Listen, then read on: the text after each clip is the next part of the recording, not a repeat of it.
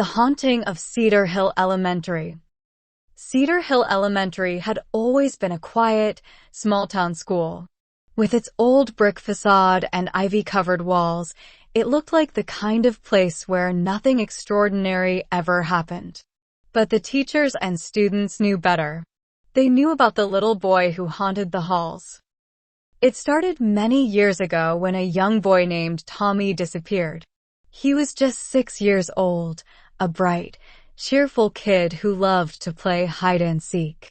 One day, he went to school and never came home. The police searched every inch of the school and the surrounding area, but Tommy was never found. The only clue was his little blue backpack, discovered in the attic above the school's gymnasium. Years passed, and Cedar Hill Elementary carried on, but strange things began to happen. Teachers would find toys mysteriously arranged in perfect rows in empty classrooms. Footsteps echoed through the halls when no one was there. The sound of a child's laughter would drift through the air, sending chills down the spines of those who heard it. The janitor, Mr. Hargrove, was the first to see him. Late one night, while mopping the cafeteria floor, he saw a small figure standing in the doorway. At first, he thought it was one of the students, lost or scared. But as he approached, the boy vanished, leaving only a cold breeze in his wake.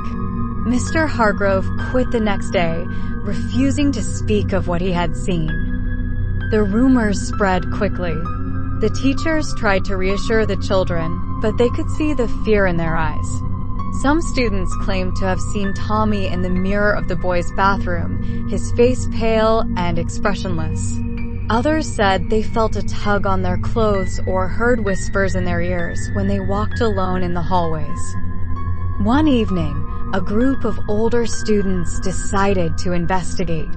Armed with flashlights and nervous giggles, they sneaked into the school after hours. They made their way to the attic, where Tommy's backpack had been found so many years ago. As they climbed the creaky stairs, the air grew colder, and a sense of dread filled their hearts. In the attic, they found nothing but old furniture and forgotten school supplies. Disappointed, they were about to leave when one of the boys noticed a small door in the corner, barely visible behind a stack of boxes. It was locked, but with a little effort, they managed to pry it open. Inside was a small, dark room, empty except for a dusty rocking chair. The air was thick with the smell of mildew and something else, something sweet and decaying.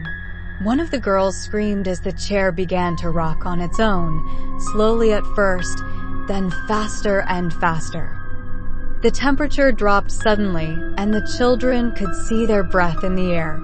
They heard the faint sound of a lullaby, sung by a child's voice, echoing through the room. And then they saw him, Tommy, standing in the doorway, his eyes empty and hollow.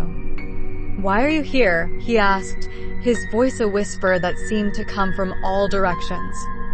The children couldn't move, paralyzed by fear. Tommy stepped closer, and they could see the sadness etched into his ghostly features. "I want to go home," he said. "Will you play with me?" With that, the lights flickered, and the room was plunged into darkness. The children felt a cold hand brush against their faces, heard the sound of footsteps retreating into the shadows. When the lights came back on, Tommy was gone. The children fled the attic, never to return. They told their teachers what had happened, but no one believed them. The story of Tommy's ghost became a legend, whispered among students and teachers alike. Cedar Hill Elementary carried on, but the haunting never stopped. Every so often, a toy would appear in a classroom, footsteps would echo through empty halls, and the sound of a child's laughter would drift through the air, reminding everyone that Tommy was still there, waiting for someone to play with him and help him find his way home. If you like this story, please like and subscribe. Thank you.